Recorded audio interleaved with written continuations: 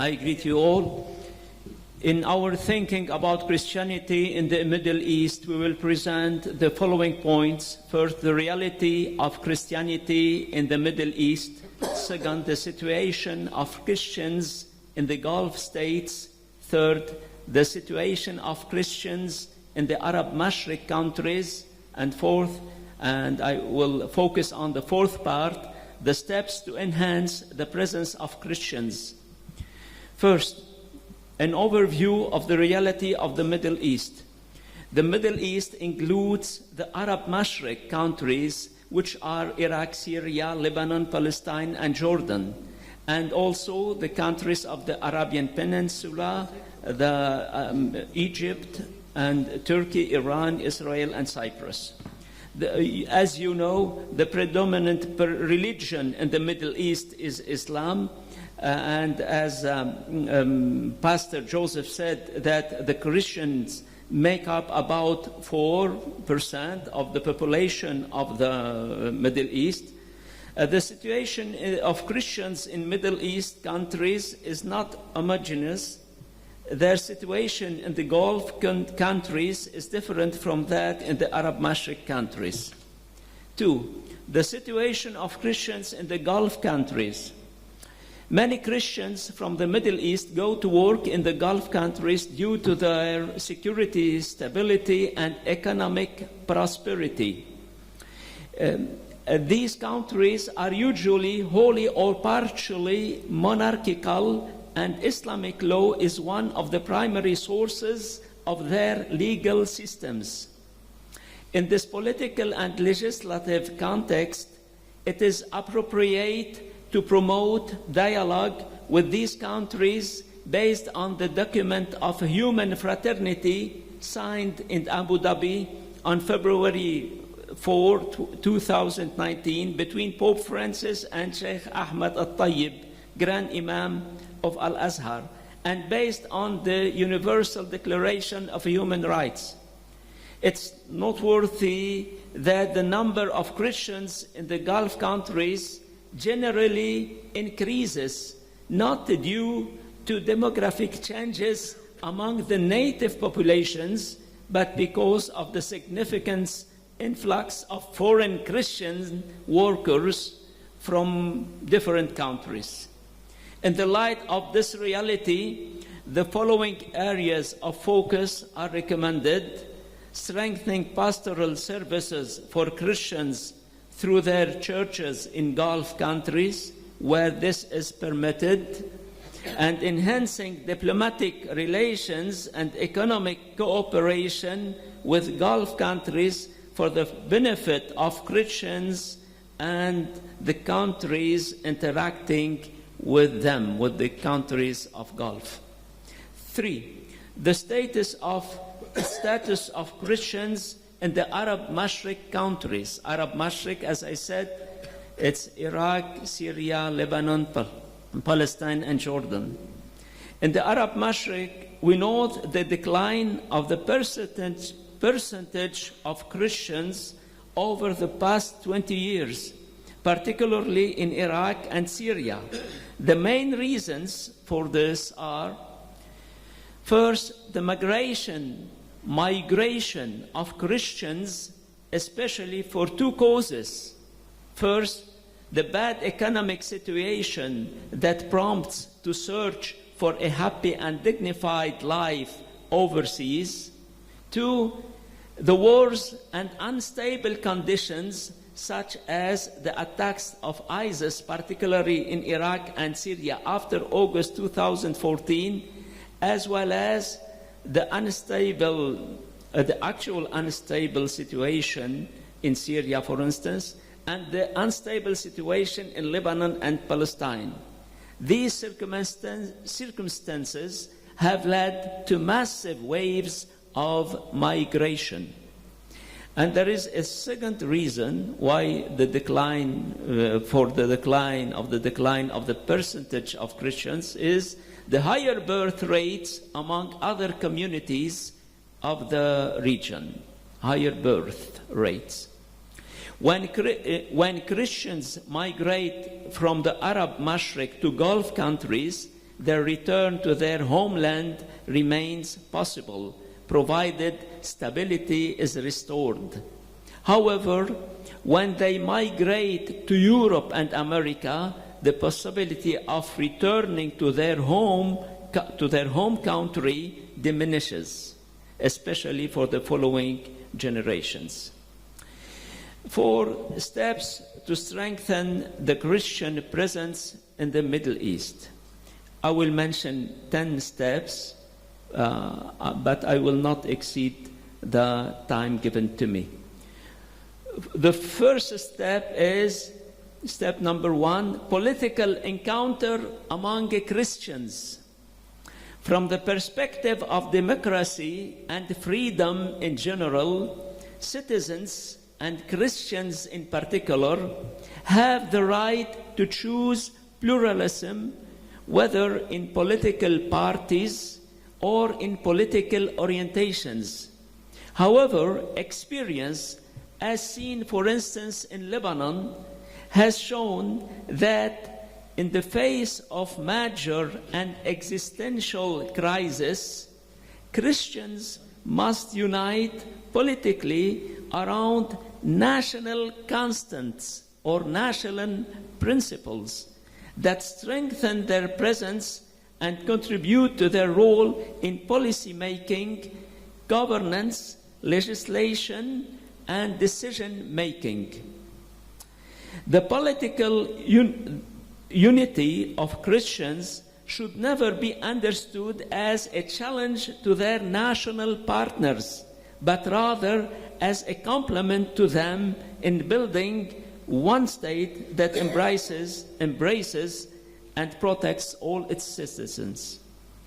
Christians are also called to converge around a strategic vision, not only for the Middle East as a whole, but also within the particular context of each country in which they live.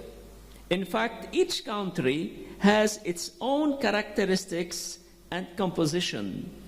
This vision the strategic vision aims to assess the demographic reality and the political system to enhance participation in governance, administration, and national life.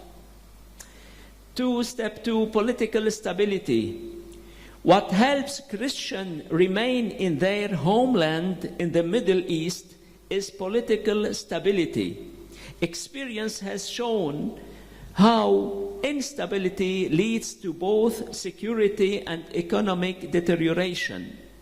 Political stability can be achieved when the different components of a nation agree on a political system that safeguards the rights of all, and when these components prioritize the common good of the nation over sectarian interests.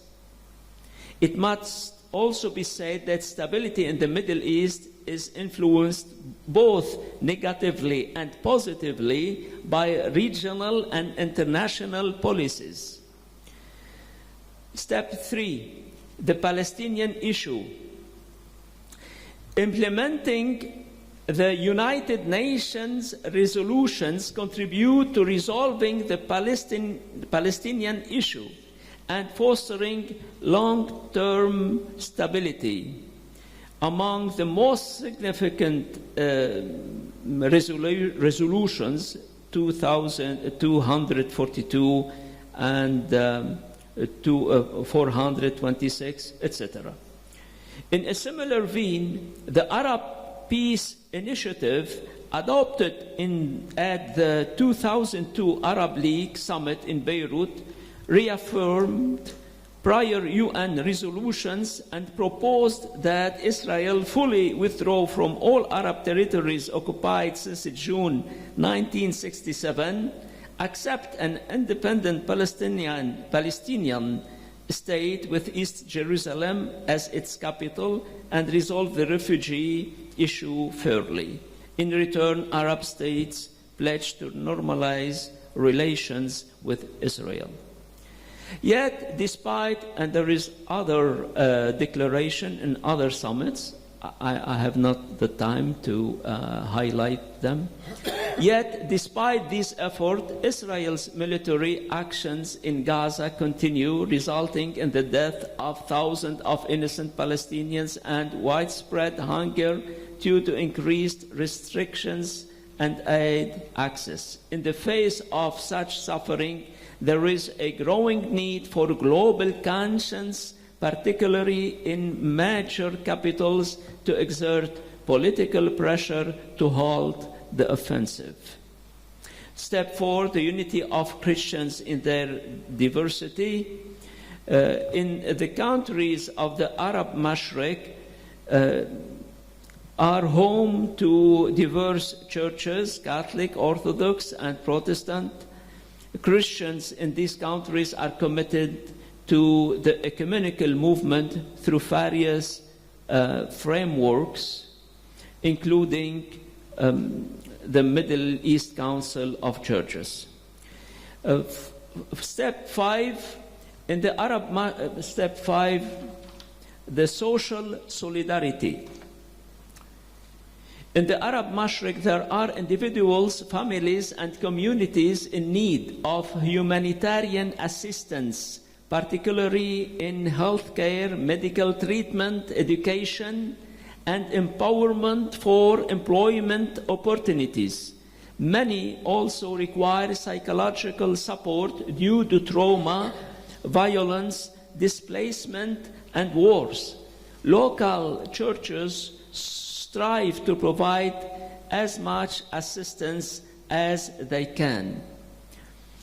Some assistance come from non-governmental organizations and from immigrants who support their families. In this context, it is important to highlight the work of the Middle East Council of Churches, which provides social services through the Diaconia Department. Internal resources are insufficient to cover all needs, and external support is always required. Migration, for step 6, migration. Many Christians in the Middle East immigrate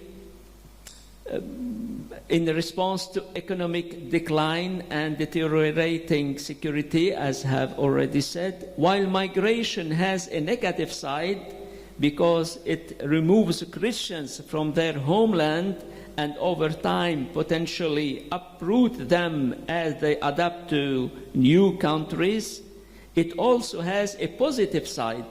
In fact, immigrants often maintain strong family ties with relatives in their home country and provide them with support. Step 7, interreligious dialogue. In the Middle East, Christians live alongside a Muslim majority and actively engage in dialogue with Muslims. This dialogue is vital for fostering human cooperation and harmonious coexistence. This dialogue encompasses social, ethical, and national issues, and is dialogue of life, reflected in friendship, good neighborliness, good neighborhood, and solidarity. Step 8, extremisms and the culture of pluralism. Between 2014 and 2019, the Arab Mashriq, particularly in Iraq and Syria, faced major attacks by the extremist organization ISIS. While the organization still maintains cells and pockets, extremism is not limited to violence. It also exists in the mindset, rejecting those who are different. Overcoming extremism requires both practical and cultural measures. Step 9, I will not develop. The testimony of Christians. Today, Christians in this East are called to a mission to be like yeast in the dough, bear witness to human and Christian values. Step 10, Christians and the land. Some Christians sell their lands for at least two reasons. First, to improve their financial situation, and second, because they want to immigrate. However, it is crucial that they preserve their lands, ensuring continued access to and presence in their ancestor homeland. Conclusion: Christians in the Middle East are indigenous and authentic citizens carrying a humanitarian and Christian mission within it. Thank you.